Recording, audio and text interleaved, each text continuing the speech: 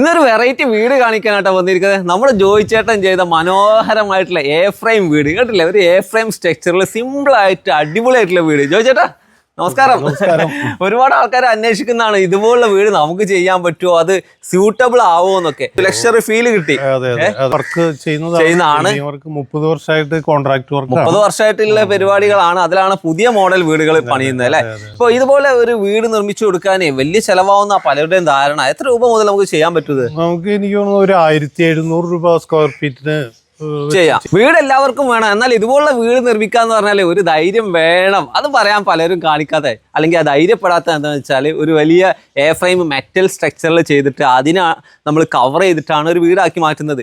അപ്പോൾ ആ ഒരു ഐഡിയ അക്സെപ്റ്റ് ചെയ്യാൻ പറ്റണം എന്നുള്ളതാണ്. അതന്നെ എ ഫ്രെയിം ഒക്കെ ചെയ്യുമ്പോൾ അതിനകത്ത് 1-2 ബെഡ്റൂം, ചെറിയൊരു ഹാള്, കിച്ചൺ, അതല്ലേ നിങ്ങൾ ഉദ്ദേശിക്കാം ഒരു റിസോർട്ട് പോലെ. എന്നാൽ റിസോർട്ട് ലുക്കിൽ 4 ബെഡ്റൂമിൽ മനോഹരമായിട്ട് ചെയ്ത വീടായി കാണുന്നത്.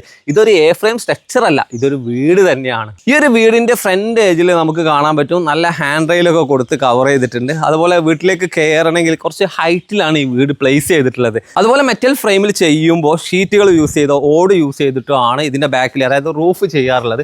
അപ്പോൾ പലപ്പോഴും ചൂട് കൂടുതലാണെന്ന് ചിലരെങ്കിലും കംപ്ലൈൻറ്റ് പറയാറില്ലേ, അതിനുള്ള സൊല്യൂഷൻ ചെയ്തിട്ടാണ് ഈ ഒരു ഡിസൈൻ ചെയ്തത്. ഇതിനാണെങ്കിൽ ഇതുപോലുള്ള PVC ഷീറ്റും കൊടുത്തപ്പോൾ ഭംഗിയായി